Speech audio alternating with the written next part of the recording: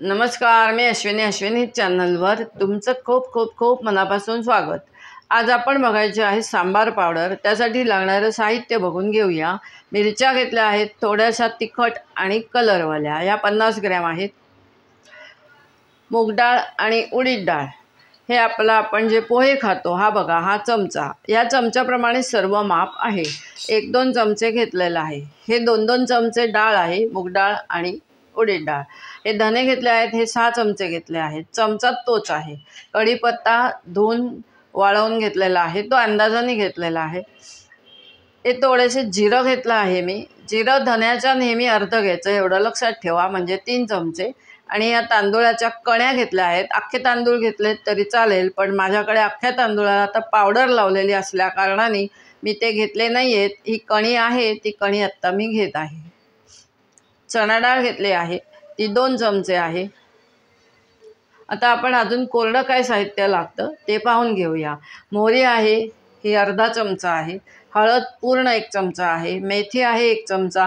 ही मिरी दिसते आहे, ही पण 1 चमचा आहे। दालचिनी अंदाजाने घेतली आहे, एवढी घेणार नाही आहे, ही थोडी मी ह्याच्यात जास्ती ठेवली आहे। अंदाज घेऊन मी दालचिनी घालणार आहे। हिंग ठेवला आहे, तोही 1 चमचा। आता आपण हे सर्व साहित्य भाजून घ्यायचं आहे। आपण आता गॅसवर पॅन ठेवलेला आहे, त्याच्यामध्ये आपण एक साहित्य भाजून घेऊया। मी थोडंसं 2-2 थेंब तेल घालणार आहे, पण हे ड्राय रोस्ट केलं समजा, म्हणजे कोरडं भाजलं तरी पण चालून जातं, पण मी थोडंसं तेल घालते कारण माझी पद्धत थोडीशी वेगळी आहे। हे पहा, अगदी 2-3 थेंब मी तेल घालून घेतलं आहे। पहिले आपण चणा डाळ घेऊया। चणा डाळीला थोडा जास्ती वेळ लागतो, त्यासाठी चणा डाळ पहिले घ्यायची। गॅस एकदम बारीक ठेवायचा आहे, गॅस मोठा नाही ठेवायचा आहे। पॅन तापवून घेतलेला आहे, आता गॅस मंद ठेवून हे सर्व भाजून घ्यायचं आहे। आता ही डाळ होत आली की ह्याच्यातच आपण दोन्ही डाळी घालून घेऊया, पण चणा डाळीला थोडासा वेळ जास्ती लागतो, त्याच्यामुळे आपण ही आधी प्रथम भाजायची आहे आणि मग त्या 2 डाळी घालायच्या आहेत। आपल्या डोळ्याला दिसतं ही डाळ भाजली गेली की नाही, आणि आपल्या नाकाला समजतं, त्याचा सुवास येतो डाळ भाजल्याचा। डाळ आपली आता होत आलेली आहे, पूर्ण होऊ द्यायची नाहीये, थोडीशी होऊ द्यायची, कारण आपल्याला ह्याच्यातच दोन्ही डाळी घालायच्या आहेत, म्हणजे या 3 थेंब तेलामध्ये आपल्या तिन्ही डाळी भाजून होतील। आता आपण बनवत आहोत सांबार पावडर। सांबार मसाला वेगळा, सांबार पावडर वेगळी।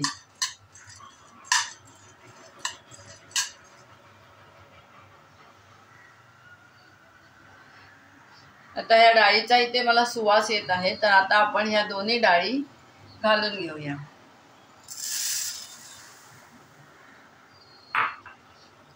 आता ह्या 2-2 चमचे डाळी आहेत, ही 6 चमचे डाळ आहे।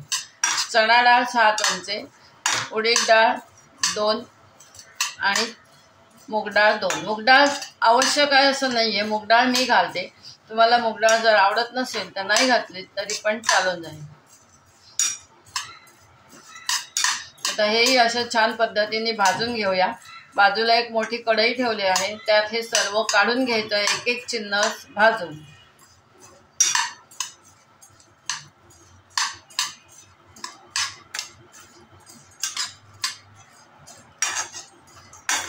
हे भाजणं अतिशय महत्त्वाचं आहे आणि बारीक गॅसवर भाजणं अतिशय महत्त्वाचं आहे, एवढं ध्यान द्या।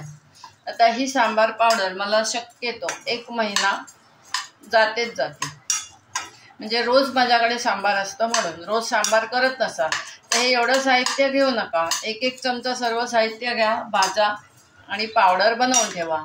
मिरच्या अंदाजाने घ्यायच्या, कढीपत्ता अंदाजाने घ्यायचा।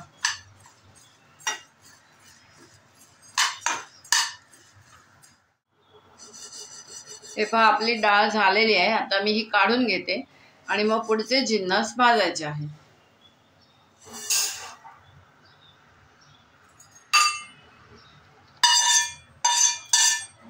हे पहा, गॅस मी बारीकच ठेवलेला आहे, गॅस अजिबात मोठा करायचा नाही, एवढं ध्यान द्या।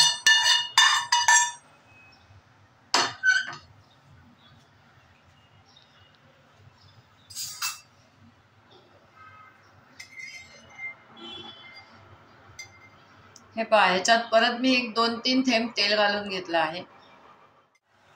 आपण पॅन ठेवला, त्याच्यामध्ये तेल घातला 1-2-3 थेंब आणि आपण घातला आहे धने. आता धने थोडेसे भाजून झाले की जिरा आणि तांदूळाची कणी घालून घ्यायची. गॅस एकदम बारीक ठेवायचा आहे, गॅस मोठा नाही करायचा. हे पहा, आपले धने पण होत आलेले आहे. आपण ह्याच्यामध्येच जिरं आणि तांदूळाच्या कण्या भाजून घेऊया. आता या धन्याचा पण सुवास येतो. थोडा थोडा सुवास यायला लागला की आपण जिरं घालायचं आणि कण्या घालायच्या. पूर्ण धने भाजायचे नाहीयेत. मग जिरा आणि कण्या भाजेपर्यंत आपले धने पण होऊन जातात आणि आपल्याला तेलही जास्ती लागत नाही, तेवढ्याच तेलामध्ये होऊन जाते.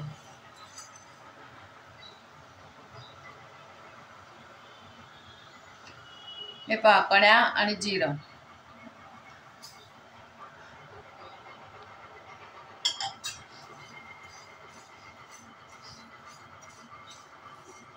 आता ह्याला एक मिनिटभर भाजावं लागेल. जास्ती लागत नाही, कारण आपलं साहित्य कमी आहे आणि आपला पॅन आहे तो एकदम गरम झालेला आहे.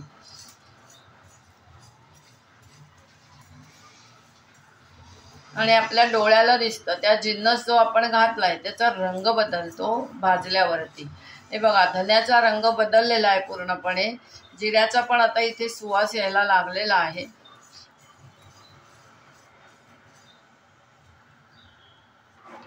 हे पहा, गॅस बारीकच ठेवलेला आहे. हे थोडंसं पेशन्सचं काम आहे, पण असं केलात तर तुमची सांबार पावडर एकदम झकास होईल आणि तुमचं सांबारही एकदम सुंदर होईल. हे पहा, जिरं आणि तांदूळाच्या कण्याही भाजून झालेल्या आहेत. आता हा 1 महिना पुरेल एवढी सांबार पावडर आहे. तुम्हाला जर एवढी नको असेल तर 1-2 चमचे असं तुमच्याच अंदाजाने साहित्य घ्यायचं. सर्व भाजायचं हे महत्त्वाचं आहे आणि मग सांबार पावडर बनवायची. तुम्ही हे जर छान भाजलात ना तर तुमची सांबार पावडर खराब होत नाही, फ्रीजमध्ये ठेवायलाही लागत नाही. आता ही मी जी बनवते ती मला 1 महिनाच जाणार आहे.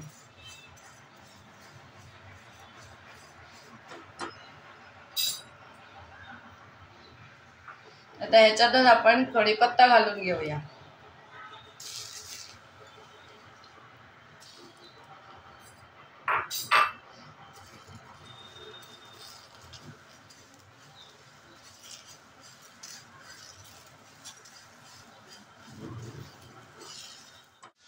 हे पहा, आपला कढीपत्ता पण भाजून तयार झालेला आहे. गॅस कमीच ठेवलेला आहे. परत तुम्हाला दाखवत आहे, गॅस एकदम लहान ठेवायचा.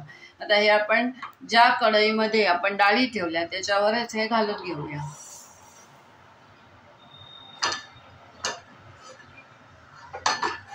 आता आपण ह्याच्यात मिरी, मेथी आणि मोहरी असं भाजून घेऊया आणि दालचिनी.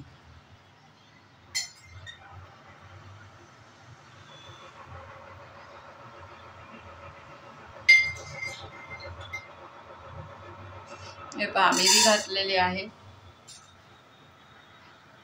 मेथी घातली आहे आणि मोहरी घातली आहे.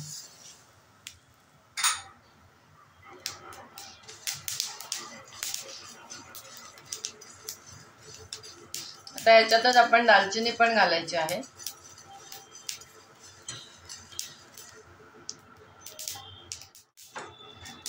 दालचिनी पहा, मी अंदाजाने घातली आहे.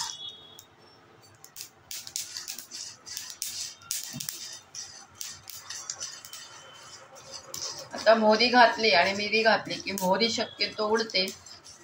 थोडंसं तेल घातलेलं आहे त्यामुळे ती उडेल. कोरडी भाजताना सुद्धा तिचा आवाज येतो, चटचट. आता हे आपलं भाजून तयार आहे. आता सर्वात शेवट आपण मिरच्या भाजायच्या आहेत. हळद आणि हिंग भाजावं लागत नाही, ते आपण जेव्हा मिक्सरला हे सर्व मसाला लावणार तेव्हा आपण त्याच्यात हळद आणि हिंग घालायचं आहे.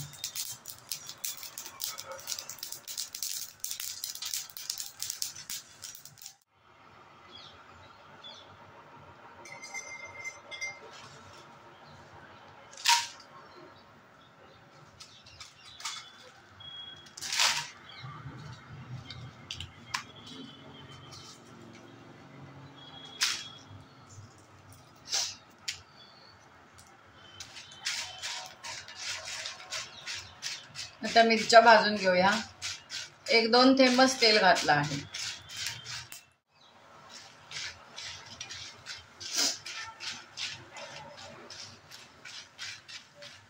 आता मी गॅस बंद केलेला आहे. हा जो पॅन गरम आहे याच्यामध्ये या मिरच्या होऊन जातील आणि जास्ती ठसका आपल्याला यायला नाही हवाय, त्यासाठी ही काळजी घ्यायची. 1 मिनिट या मिरच्या मी ह्याच्यातच अशा ठेवणार आहे आणि मग त्या आपण बाजूला जी मोठी कढई ठेवली आहे त्याच्यात आपण सर्व साहित्य घातलेलं आहे, त्याच्यात आपण मिरच्या घालून घेऊया.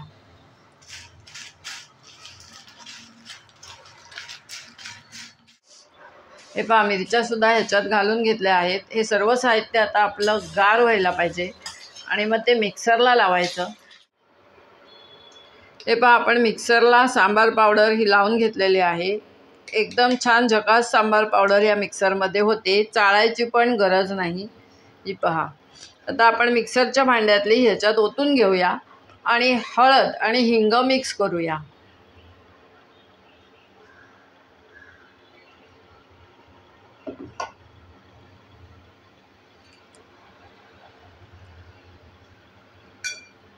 आता याच्यामध्ये घालूया ही हळद पावडर आणि हा हिंग घेतला आहे ती हिंग पावडर. आता ही मिक्सरमधनं जेव्हा आपण काढतो तेव्हा परत थोडंसं गरम होते पावडर, तेव्हा ही आता अशीच थंड करून घ्यायची आणि मग बरणीत भरून ठेवून द्यायची आणि लगेच सांबार करून बघायचं. हे पहा मंडळी, आपली सांबार पावडर आता तयार झालेली आहे. पण याच्यामध्ये मी कलरचं तिखट घालून घेणार आहे. हे पहा, म्हणजे आपल्याला जेव्हा मी सांबारला हे घालणार पावडर तेव्हा मला वेगळं तिखट घालायची गरज पडत नाही. सांबारचा रंग आपोआपच लाल येईल. आता हे तिखट मी जे घातलं आहे हे तुम्हाला जर नको असेल तर नाही घातलं तरी पण चालून जाईल. मी आता माझं काम एक कमी केलं. सांबार करताना आणखीन एक वेगळं तिखट घालण्याची जरूर नाही. सांबार करताना ही पावडर घातली, थोडासा सांबार मसाला घातला की तयार होतं झकास सांबार. आपण ही सांबार पावडर आता हवा बंद बरणीत भरून ठेवायची आहे. बरणीचं झाकण घट्ट पाहिजे एवढं एक ध्यान द्या. आणि हा जो चमचा आपण वापरतो सांबार पावडर काढायला तेव्हा ह्याला ओलावा नसावा, म्हणजे ओला नसावा. पाण्याचा अंश येईल तिथे आपली वस्तू खराब होते, आपला जिन्नस खराब होतो. चला, आता तुम्ही सांबार पावडर अशी अवश्य घरी बनवून बघा आणि लाईक, शेअर, सबस्क्राईब करायला विसरू नका. धन्यवाद. आता आपली भेट एका छानशा पदार्थासोबत होणार आहे.